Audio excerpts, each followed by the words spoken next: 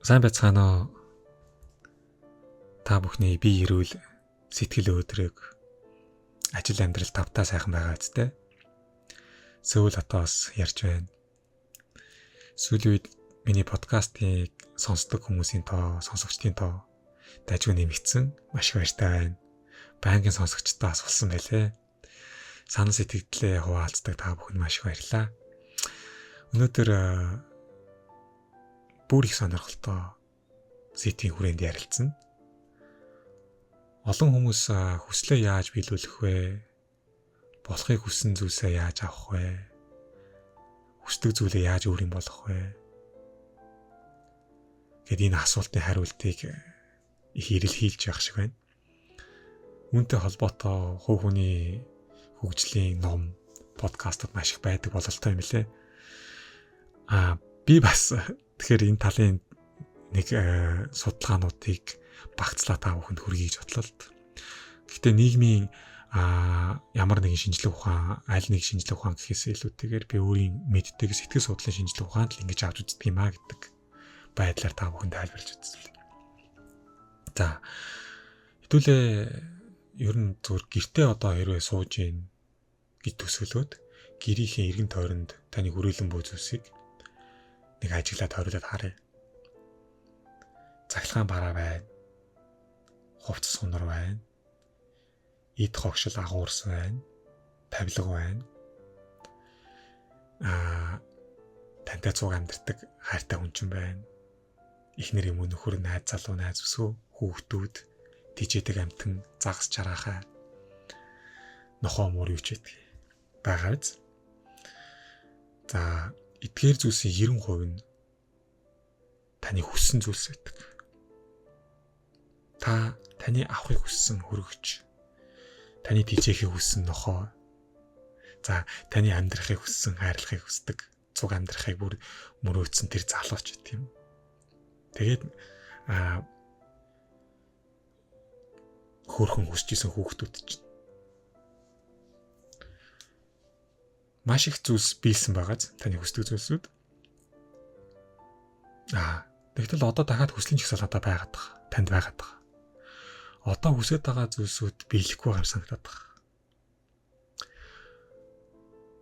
Олон хүнтэй би уулздаг л энэ хүмүүс хүслийн чагсаалт гэдэг нэг зүйлийг бичээд ширээн дээрээ тойлныхоо хажууд хаан ч наагаад түүнийг хараад зорилгоо тодорхойлоод тэмүүлээд амьдардаг хүмүүс байдаг.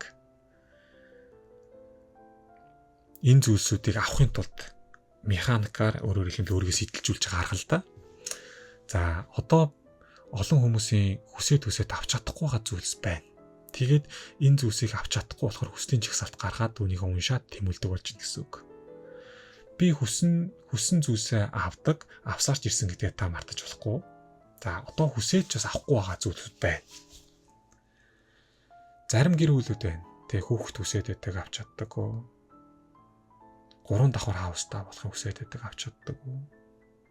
2 өрөө байртай болохыг хүсээд байна авч чаддаггүй.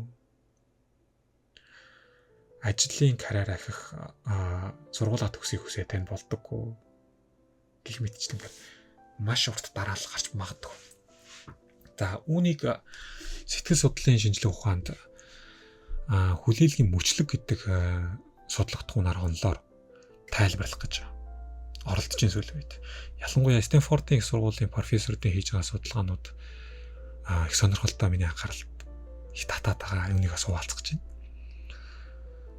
Бид нэр сэтгэл судлалд юу гэж үзэж байгаа вэ? Хэрвээ та хүссэн болвол хүсэж байгаа зүйлсээ авах нь гарцаагүй гэж хариулж байна. Хүссэн юм бол хүсчил байгаа бол авах нь гарцаагүй. Тэгтэл би хүсээд байгаа зарим зүйлс надад ирэхгүй байна. Одоо нэг зөрчил гарах гэдэг байна. Шинжлэх ухаан та хүссэн бол аавна гэдэг. Тэгтэл би хүсээд байгаа мөртлөө авахгүй юм штэ гэдэг хариулт гарч. Энэ хоёрын хооронд нэг жоохон зөрүү гарч ирж байна. За. Тэгэхээр таны хүсэж байгаа зүйл эсвэл таны хүсэж байгаа хүч хоёрт учир байна гэсэн үг. Учир байна. Би хүссэн л болвол миний хүсэж байгаа зүйл миний сэтгэлийн хаалгад тогшдог. Эхлээд жижиг ойр зургийн өдөр тутмын жишээнээс эхлэе. За би нэг интернет худалдаанаас одоо онлайн хулдаас нэг футболк авах гэдэг. Хайлалт. За их хайтаахан өнгө загвартай футболк байна. За би тэнийг авахыг хүсэж байна. Хайлтаа хийлээ. Яг авах гад одоо сагсандаа хийлээ. Худалдаж авах гад худалдаж авах гэдэг одоо цэс рүү ороод товчлуураа дарах гэж байна. Тэгтэл гинт заа хөөр өнгөж зүгээр юм уу? Энэ жоохон тиймэрхүү юм уу? За энийг юу ч гэсэн дараа авъя да. Өөр юм хайгаадах юм. Ингээд үйлдэл буцдаг. Тэгэхээр би саяны зүйлийг хүсэж исэн, миний сэтгэлийн хаалгыг тэр футболк тогсож исэн, яг авах гад ирдэг миний сэтгэл зүй маань бэлэн биш байдаг. За ер нь жоохон байжгаад маргааш нэг өдрөөс харж чад өөр юм харж чад авъя. Одоо энэ зүйл миний сэтгэлээс гараад явчлаа.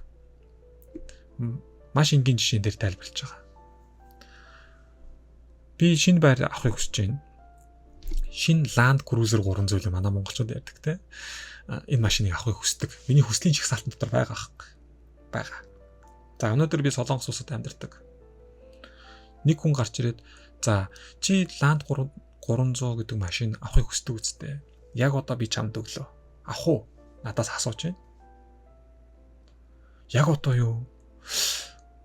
За одоо би авахар чинь гэрийнхэн хаа наадах чинь зогсоох вэ? Зогсоол байхгүй.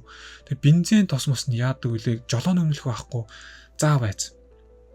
За ингэж эргэлцсэн тохиолдолд Land Cruiser маань минийх болохгүй би миний сэтгэлийн хаалгыг тогшин гэсэн гараа явчихдаг. Хоёр дахь жишээ юм. За. Гэтэл хүслийн жагсаалтаа харахлаа хүслийн жагсаалт дотор байчих. Хүсэж байгаа би тий хүсэж байгаа гэж өөрөө итгэцэн байж та. Тэгсэн мөртөө хүсэж байгаа зүйлээ чи яг одоо яг энэ цаг мөчид маягээд өгөхөд чи бэлэн үү гэж. Тэгэхээр хүссэн зүйл яагаад надад миний амьдралд орж ирэхгүй вэ гэхлээр би хүсэж байгаа ч гэсэн хүссэн зүйлээ хүлээж авах сэтгэл зүй маань бүрэн бэлтгэгдээгүй буюу түүнийг яг одоо хүлээж авахд бэлэн биш байдаг. Тэгэхээр энэ зүйл миний амьдралаас, миний сэтгэлийн хаалгаас гарч яваад дахиад над дээр тойрог хөдөлгөөнөөр цаг хугацааны тойрогт ороод эртлээ 3-4 жил болдог энэ хугацааг сэтгэл судлалд хүлээлгийн мөчлөг гэж нэрлээд нэг удаа та хүсэж байгаа зүйлээ өчүүхэн төдий эргэлцсэн бол дараа таны амьдралд орж ирэхэд 3-4 жил болтгоо гэдгийг судлаад ялангуяа профессор Ли Росс гэдэг хүний судалгаанууд нэг батлаад байгаа. Сонирхолтой байгааз сонирхолт. Дараагийн нэг чинь би тайлбарлаж өгье. За би 3 давхар хаустай болох гэд хүсэлтэй мөрөөдөлт. За одоо би чамд 3 давхар хаус чинь өгье. Яг одоо чи авах уу? Тэгэхээр хүн яг одоо юу? Яг одоо авахар наа чи байц яг хааны хөөхтэй тэр том юм чи нөгөө нэг гэрэл цалхааны мөнгө нөх гарах болов. Тэг яг одоо орчны хэр чин дотор нь тавилга байхгүй шүү дээ. Тэгээд ингээл зүгээр орчих юм уу? Иймэрхүү өчүүхэн төдий эргэлтсэн бодол намайг энэ зүйлийг авахаас түлхэж идэг. Буюу энэ зүйлээс холдуулж идэг. Дахиад энэ боломж 3-4 жилийн дараа ирнэ. Тэр үе дахиад алтан бол 3-4 жилийн дараа ирнэ. За энэ байдлыг бид нэр хүлээлгийн мөчлөг гэж нэрлээд хүссэн зүйлээ бид нэр ууг нь бүгдийг авах бололцоотой авч хүссэн зүйлээ эргэлзэхгүйгээр хүлээж авах сэтгэл зүй бэлтгэдэггүй тохиолдолд юу ч авч чаддаггүй. Хосуудын хувьд бас байдаг. Хүүхэд болж чаддаггүй хосууд дээр хийсэн судалгаануудыг би жагарлаа л. Хүүхдтэй болохыг маш их хүсдэг. Тэгээ сэтгэл зүгээ бэлтгэдэг гэдэг. За тэр хүүхэд одоо тэр айлд ирлээ. Юу гэдгийг тэ сэтгэлийн хаалганд тогшлоо орж ирэх бэлэн боллоо. За танад одоо энэ хүүхдийг өглөөч гэдэг юм уу? Жишээ шүү дээ. Тэгэхэд яг одоо юу? Эрэгтэй юм болов эмэгтэй юм болов? За яах гэж байгаа юм бол тэ уг нь хүслийн жагсаалтанд байгаа шүү дээ.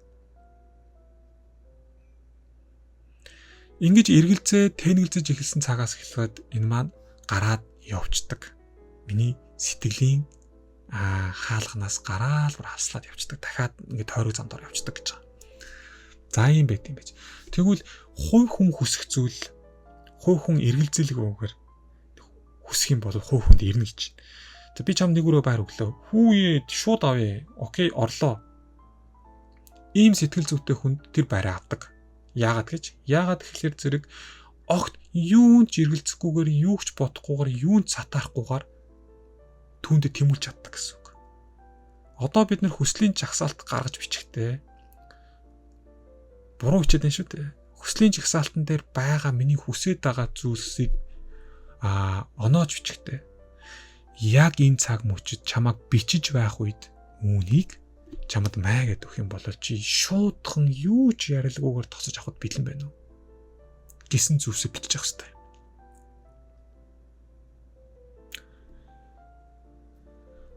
Бид нар мэдэндээ зүгээр амьдрал дээр ямар ч юу гэмдэ цалин мөнгө бага байсан, хүрэлцээ муутай байсан энэ үедээ хүмүүс орон гэрте болцсон хүмүүсүүд байдаг. Цалин өсөд байдаг, бололцооны амьдралтай болоод байгаа мөртлөө байраа авч чаддаг хүмүүс байдаг. Энэ ялгаа нэнд. Цалин багтаа байх, цалин ихтэй байх нь бол нөлөөлдөг л байх, нөлөөлдөг. Гэхдээ сэтгэл зүйн хувьд би хідэн төрний цалинтай, хичнээн төрний орлоготой байхаас үл хамааран түүнийг эргэлзэлгүй хүсдэг байх нь намайг түүнийг авахд хурцж өгдөг, түүнтэй болоход, түүнийг өөрийн болгоход түлхэж өгдөг ганц хүч нь энэ байдаг. За хувь хүний тухайд ийм байдаг юм байж. Гэтэл гэр бүлийн хүсдэг зүйлсүүд байдаг. Эхнэр нөхөр. За хоёулаа 3 өрөө байртай болъё гэдэг энэ хүсэл дээр хоёулаа эргэлзэхгүйгээр нэгдмэл байр суурьтай байж тэр зүйлийг авдаг. Юуг тайлбарламаар юм те? Эхнэр нь 2 өрөө байрт авчия. Нөхөр нь 3 өрөө байр авчия. Гэсэн ийм эргэлзээтэй бодолтой нэгдмэл байр суурьтай байж чадах байх юм бол тэр зүйл ирэх хугацаанд дахиад 3-4 жилийн дараа болтгоо л гэж бодох хэрэгтэй. Хосуудын хувьд маш их зүйлсүүдийг хоорондоо энэ амьдралдаа оруулж ирэхийг, амьдралаа сайжруулахыг, дээшлүүлэхийг хүсдэг штэ. Гэтэл энэ хүсэж байгаа зүйлс нь эрэгтэй эмэгтэй хоёр хүний хувьд ч гэсэн яг ижил нэгдмэл байж авдаг гэсэн үг л дээ. Нэг нь хаусанд амьдрахыг хүслийнхээ жагсаалтан дээр хичээл тэ. Нэг нь том 4 өрөө байранд амьдрахыг хүслийн жагсаалтан дээр бичээд байх юм бол ирэхгүй. Сонь багаз. За тэгэхээр юу гэж хэлэх гээд байгаа гэхээр зэрэг энэ талын бид нэр хүссэн зүйлсүүдийг авдаг. Та сургуулаа одоо төгсөхийг хүсэж байх юм бол яг одоо бэлэн байна. Эргэлзэлгүйгээр. Та яг одоо амьдралаа дээшлүүлэхийг хүсэж байх юм бол тэр хүсэж байгаа зүйлсийг яг одоо танд маа гэдэг өгөхөд би бэлэн байна уу? Юунд ч эргэлзэхгүй байна. Ингэж л бодож, ингэж хүлээж авч чадж байгаа хүний сэтгэл зүг хүлээсэн, хүссэн, өөрийн болох гэж оролцсон бүх зүйлсээ авахд бэлтгэгдсэн сэтгэл зүг нэрэлдэг. Бэлтгэгдсэн. Тэгэхээр бид нэр сэтгэл зүгээ бэлтэн энтергээ яриад байдаг. Сэтгэл зүгээ бэлтгэн гэдэг маань ямар ч зүйл тохиолдсон, юу ч болсон окей гэдэг энэ сэтгэл зүг хэлж байгаа. За, найзуудаа юу амаар вэ? Юутай болмоор вэ? Хүсэж байгаа зүйлсүүдээ өнөөдөр гаргаад дэвтэр дээр нь тэмдэглээ хартаа.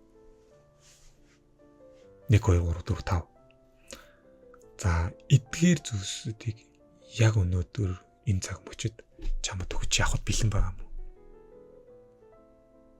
Танд өгөх таахад бэлэн байгаа юм уу? Ингэж асуугаад харин за одоохондоо ч нэг гэд жаахан л эргэлж байгаа юм бол хүслийн жагсаалтаас хасах хэрэгтэй. Сэтгэл зүй бэлэн болсон үедээ түүнийг дахиж авчих хэрэгтэй. За хүсэд ингээд өөрийнх нь хүлээж авах сэтгэл зүй бэлэн болоогүй байхад энэ олон зүйлсийг жагсааж үтчихэд түүнийг хараад байх нь хид юм сэтгэлээ шаналгах. Хид юм сэтгэлээ зоох, сүултээ өөрийгөө арчаагүй чадваргүй чарах. Одоо хорт энийг биелүүлэх байхдаа яадаг юм те гэж бодох. За ингээд цаашаа сэтгэл санааг жоохон унах юм алхмад эхэлдэг л дээ. Би зарим найз нараагаас мэднэ. Би ч бас тийм байсан л дээ. Одоо юу гэдэг юм те нэг гоё одоо Benz G классны зураг энэ төр тавиал хараал би одоо ирээдүйд 5 жилийн дотор ч юм уу энийг аавна, 10 жилийн дотор энийг аавна гэт түүний хараад байдаг байхгүй юу. Миний хэлээд байгаа нь 5 жилийн дараа 10 жилийн дараа энийг аавна гэж хүслийн жагсаалтаа гаргах нь сэтгэл зүйн хувьд бэлэн биш байна гэдгийг хэлээд байгаа. Тэгэхээр яг одоо энийг аавна. Яг одоо энэтэй болно. Анзаарч байна. Шал өөр юм яваад шүү дээ. Хүмүүс гаргахдаа хүсэж байгаа зүйлээ 20 жилийн дараа, 10 жилийн дараа, 5 жилийн дараа хүсэж нэгддэг байхгүй юу? Уг нь сэтгэл дотор болоод байгаа процесс нь яг одоо хүсэд би бичээд байгаа зүйл байхгүй юу? Гэтэл үүнийгээ 5 жилийн дараа л болно, 10 жилийн дараа. Энд чинь хүсэл биш, хүслийн жагсаалт биш зүгээр төлөвлөгөө болчиход иддэг. Их ялгаатай, маш ялгаатай. За одоо хідүүлээ энэ амьдралаас хүсэж байгаа бүх зүйлийг авъя л таачд. Авах боломж биднэрт байна шүү дээ. Авсаарч ирсэн шүү дээ, тий. Өмнө подкаст эхлэхийн өмнө би хэллээ. Иргэн тойрноо харсан чинь дандаа л миний хүссэн зүйлсүүд би авцсан байна. Дахиад надад хүсдэг зүйл байна. Тэглгүй яах вэ? Түүнийг авахын тулд би сэтгэл зүгээ бэлддэг байх нь байна. Хүмүүс мөнгөө хилдэд идэх. Үгүй сэтгэл зүгээ бэлд. Их мөнгөтэй байсан ч хүссэн зүйл авч чаддаггүй байдаг. Ойлгож байна уу те? Сэтгэл зүгээ бэлд. Хин нэгэнтэй нэгэн зорилгын төлөө цуг явж байгаа бол хоёулаа нэгтгэл байр суурьтай бол. Ингээд бүх зүйл таних болно. Амьдрал танд бүх зүйлсийг өгнө. Сэтгэлийн хаалгач чинь өдөр болгон таны хүссэн зүйл тогшдог. Жижиг сонголтоос том сонголт хүртэл. Гагцхүү бид нар үнийг төлөвлөгөө болгоод байдаг. Чин зориг хүсэл болгож чаддаг. Бид нар боломжуудаа алдаад байдаг. Дахиад 3-аас 4 жилийн дараа тэр зүйл иргэнэ. 3-аас 4 жилийн дараа та сэтгэл зүгөө өөрчлөхгүй бол дахиад л яваад өгнө. Дахиад 3-аас 4 жилийн дараа. Ингээл үргэлжлээд ийм гинжин холбоонд ороод яваад идэх гэсэн үг. Нэг ёсондоо хорвоо ертөнц амьдрал бидэнд бүх зүйлийг өгдөг. Маш олон боломжуудыг өгдөг. Зүгээр л би авч чаддаг. Одоо авцсан байгаа зүйлсүүдийг би хүсээд тэгээд эргэлзээгүй учраас авцсан байх гэж тавдаг. Сэтгэл судлал өөрөө их сонирхолтой. Эдийн засаг ч юм уу, бусад нийгмийн шинжилгээ ухаан ч гэдэг юм уу, эдгээс шал өөр л доо. Тэгэхээр бид нар материалыг зүүсч байсан, юуч байсан, эрүүл мэндч байсан, материалыг бус оюунлаг зүйл байсан ч гэсэн эдгээрийг бид нэр сэтгэлийн хүчээр авч чаддгийг сэтгэл судлалын дээр батлах гэж оролдоод байгаа. Сэтгэлээ бэлтгэцгээ найзуудаа. Энэ подкастыг сонсоод эргцүүлээд үзээрэй. Таны хүссэн зүйл танд утахгүй ирнэ. Юу нэг хүлийн үнэ. Миний хүссэн зүйлс ч гэсэн. Ингээд подкастыг жаргая. Жаргаж сонссон баг гэж найдаж байна. Эргцүүлээд комент үлдээгээрэй. Хэрвээ та Солонгост Сөү хотод амьдардаг бол миний өдөртөн явуулдаг сэтгэл зүйн өдрөлгөт заавал хүрэлцэн ирээрээ сардаа нэг удаа болж байгаа. Мэдхгүй мэдээл байхгүй хүмүүс байх шиг байлаа. Хэрвээ намайг хайж байгаа бол сэтгэлийн мухлаг гэд Facebook жижигхэн групп байгаа. Эсвэл аргамаг гэд латин үсгээр хайх юм бол Facebook пэйж байгаа, Instagram дээр ч гэсэн пэйж байгаа. Гэт хайгаад ороод ирээрээ. Хамгийн сайхан бүхний хүсье. Анхаарлаа хандуулсан маш баярлалаа.